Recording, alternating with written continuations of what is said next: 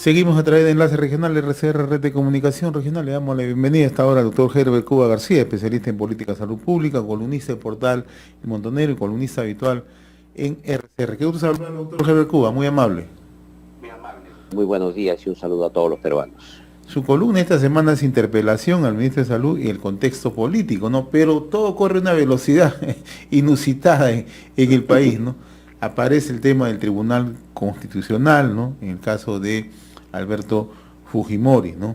¿Cómo está analizando esto, ¿no? La permanencia del ministro Condori, ¿va a seguir, no va a seguir? ¿Qué juego va a tener esto? Mire, en el caso de la sentencia, del fallo del Tribunal Constitucional, todavía no tenemos, digamos, el texto del fallo, sino solamente los resultados. Lo que va a hacer es cambiar el escenario político sobre todo para un sector que siempre ha aprovechado el antifujimorismo para otra vez marchar por las calles y quizá retornar al poder de donde han sido expulsados últimamente. Esto es un tema que no ha alegrado ni siquiera a los sectores políticos más contrarios al gobierno, porque lo que se ve realmente es que esto puede hacer una especie de maniobra, ¿no? Para evitar el tema de fondo, que sería la vacancia presidencial este fin de mes.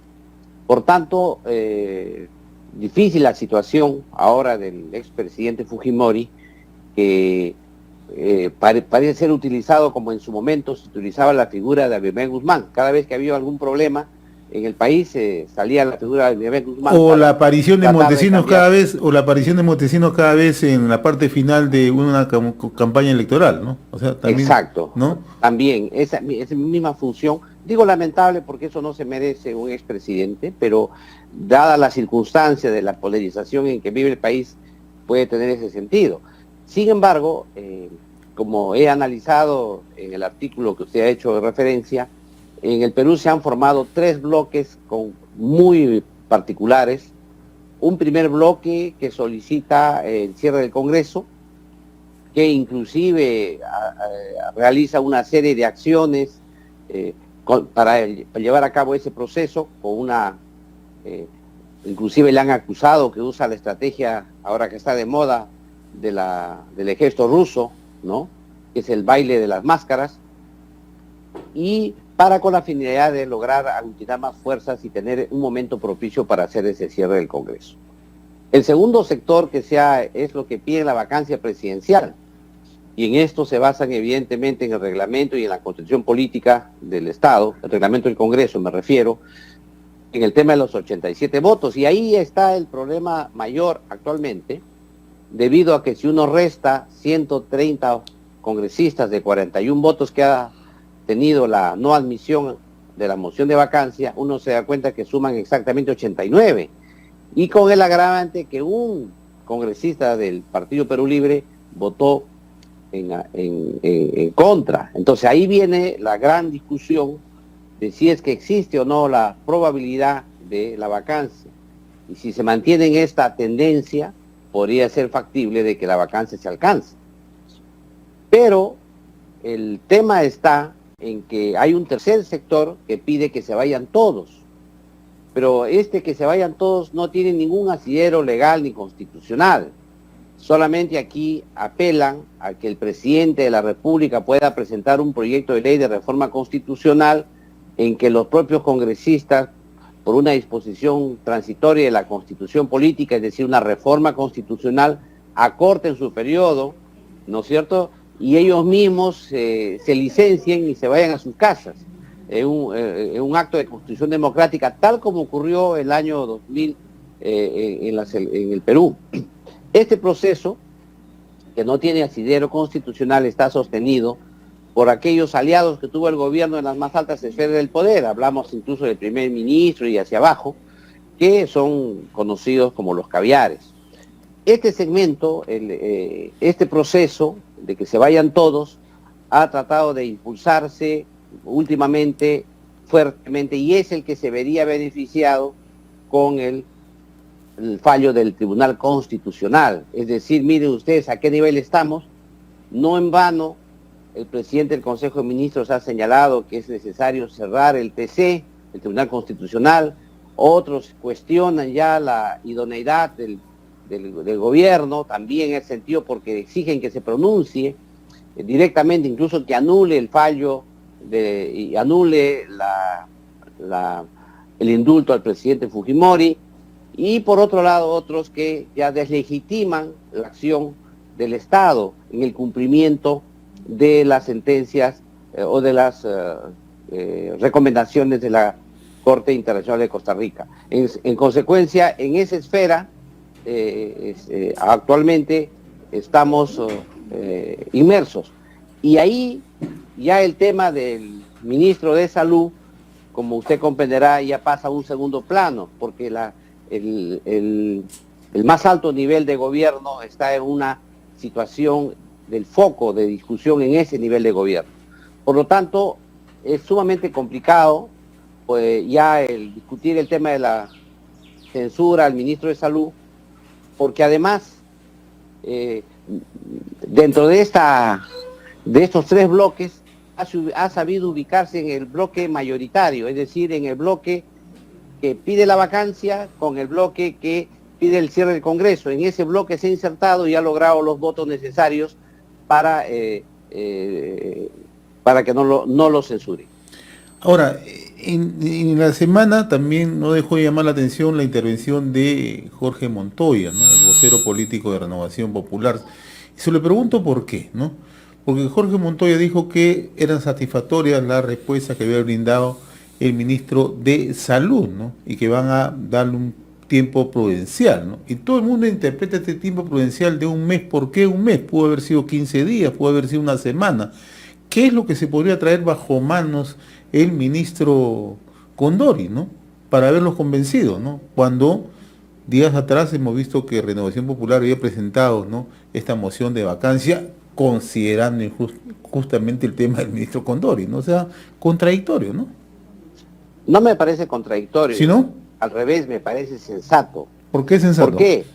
Porque si analizamos que existen estos tres bloques que he comentado, y el esfuerzo principal tiene que ser, se va a dirimir en la vacancia, donde dos bloques van a chocar, no es oportuno con temas menores, y en este caso, en esa contienda el tema del ministro de Salud es menor, porque si se obtiene la vacancia el día 28 de marzo, automáticamente el ministro deja de ser ministro. O sea, no tiene sentido fracasar un debate sobre ese tema cuando ya tienes el tema el día 28 ad portas.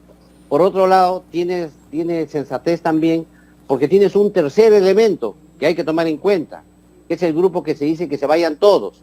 Y en ese escenario, el hecho de ir a una censura del ministro es fortalecer a este grupo de los denominados caviares. En ese sentido, me parece que desde su punto de vista del grupo político al que representa el congresista Montoya, es lo más sensato, y parece ser que les ha convenido a los dos bloques en contienda, tanto al bloque del gobierno, del Poder Ejecutivo, como al bloque del Congreso que pide la vacancia, y creo que todos están conformes. No ha habido mayor aspaviento sobre el tema, no ha habido mayores comentarios, porque es evidente que todos esperan el 28 de marzo.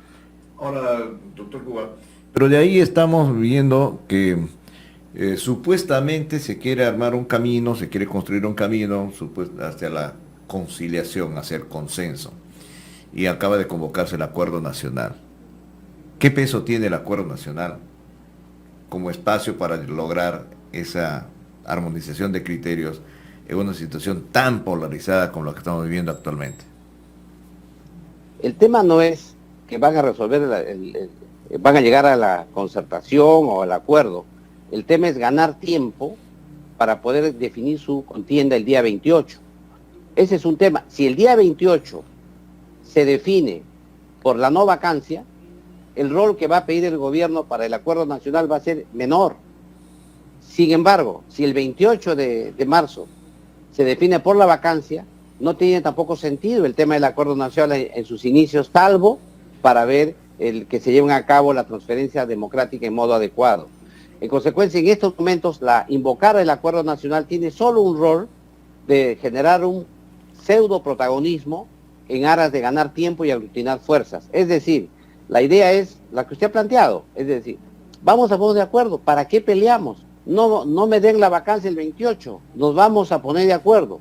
Esto es solamente una estratagema, digamos, una táctica para poder llegar al 28 con mayores posibilidades de que no sea vacado. Pero en el medio está el tema del Tribunal Constitucional, pues, ¿no? Los odios y las pasiones que encierra el tema de Fujimori, ¿no? Exactamente. En ese tema de las pasiones del presidente que genera el presidente Fujimori, son capitalizados por el tercer bloque, es el llamado del sector caviar, que se vayan todos. Quiere que se vayan todos. Por eso es que usted ha visto que también el presidente de la República, sus declaraciones han sido simplemente declaraciones muy protocolares en el sentido de la sentencia. El otro lado también, los que salen y dicen vamos a la marcha, vamos a esto, son estos sectores que señalan que se vayan todos. Pero no tan protocolares las precisiones que ha hecho el presidente del Consejo de Ministros, ¿no? Ese no tiene nada de protocolar, ¿no? Lo de Aníbal Torres, ese es un agravio, pero que no tiene repercusión política directa, ¿no? Es un agravio que es señalado al compararlo con Hitler, pero que políticamente no tiene ninguna repercusión por dos motivos. Primero, porque la sentencia, el fallo del Tribunal Constitucional es un fallo de un aparato del Estado y normalmente no puede el Estado apelar contra el propio Estado. En consecuencia, lo único que puede hacer el gobierno es informar a la Corte de Costa Rica y lo que ha ocurrido en el país. Quienes podrían interponer algo serían las víctimas. Pero no nos olvidemos que en este caso, en el habeas corpus presentado, el expresidente Fujimori está como parte como un ciudadano común y corriente. En consecuencia, ahí lo que se tutela es el derecho del ciudadano. Y en este caso concreto, las implicancias, las declaraciones que puede hacer el presidente de la República, las declaraciones que puedan dar los ministros, etcétera, hay que verlas en qué es lo que pueden hacer realmente. Y lo que pueden hacer es simplemente informar y ya la Corte Interamericana de Derechos Humanos podrá definir. Pero ese tema también hay que tener cuidado en señalar que para algunos sectores, sobre todo para el tercer bloque que les he señalado yo como el bloque caviar, es sumamente importante atizarlo porque eso le puede permitir ganar la calle otra vez, que es lo que habían perdido, y volver a recuperar el gobierno. Pero hay una situación también bastante controvertida aquí, doctor Cuba, porque se llama el Acuerdo Nacional, permíteme que insista en ese tema, pero yo siempre hago esta pregunta, ¿no? ¿Cuán representativo es ese Acuerdo Nacional, tal y cual están las instituciones en este momento en el país? No solamente los partidos políticos, sino en general, ¿no? Desaparecieron los gremios profesionales sin peso alguno, más metidos en sus problemas internos, de controles internos y luchas intestinas allí para tomar la representatividad. Y todos se han relativizado su peso de intervención, como antes se tenía, ¿no? Como instituciones representativas de sectores diversos en la sociedad. Si bien es cierto, las opiniones que puedan dar el premier o algún ministro pueden ser, por decir, calentar un poco más el ambiente en el día, y después pasamos a otro tema, porque a veces la gravedad de los acontecimientos ya obligan en cuestión de horas de estar cambiando posiciones. ¿A dónde ganar tiempo para qué? O sea, postergar un poco más la agonía. No sería la interpretación. No. Nos vamos realmente, o buscamos realmente una solución de fondo que nos lleve a parar esta especie de anarquía que se vive ya en el país en este momento. Mire, en política el tiempo es muy importante y quien maneja los tiempos es también importante, y también quien maneja la agenda política. Esto es clave en la política. Y en este caso el Acuerdo Nacional siempre ha servido a los gobiernos para tratar de resolver una crisis. Acuérdese usted en la huelga de los médicos de 150 días y la ex ministra Midori. ¿A dónde terminó eso? En el Acuerdo Nacional. Acuérdese usted en el año 2020 cuando el presidente Vizcarra estuvo totalmente cuestionado por el tema de la pandemia. ¿Qué hizo el 2020? Convocó al Acuerdo Nacional. ¿Qué ocurre ahora? Exactamente lo mismo. En este momento de confrontación que hay un lugar, un espacio donde se pueden discutir las cosas que tienen mucho efecto porque es una catarsis colectiva de los actores que están involucrados para lograr consensos, que puede tener un efecto inmediato en la convocatoria para tratar de un poco quitarle la válvula de escape al conflicto que hay entre el Ejecutivo y el Congreso. Y esto es una estrategia muy importante e interesante, no hay que pasarla por alto. Por otro lado, la pregunta es, ¿cuándo ha servido el Acuerdo Nacional en el país? Exactamente el rol que cumple es sumamente importante en momentos de crispación política, pero además permite, por lo menos, poder hacer políticas de largo plazo que en el fondo sirven también para los dictámenes y las leyes que se dan en el Congreso de la República, porque le da una legitimidad moral. Dice, oiga usted, ¿en qué se basa? Y hay un consenso en el Acuerdo Nacional previo que puede permitir dar mejores leyes.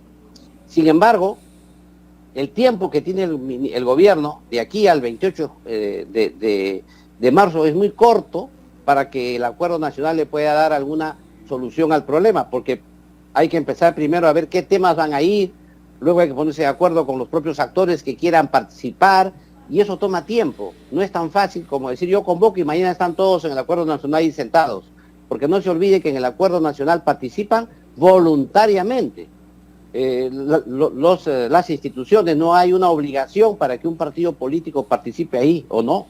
Por eso es que la estrategia hecha planteada por el presidente tiene una importancia política, sin embargo, los tiempos que tiene para aplicarla es muy corto. Muy bien, doctor Herbert Cuba García, yo le agradezco como siempre la amabilidad con RCR, Red de Comunicación Regional. Nos pasamos un poquito, en unos instantes llega ya Hora de Cambio con la conducción de Alberto Castillo. Muchas gracias, doctor, muy amable, buen fin de semana. Gracias. Un abrazo. Gracias.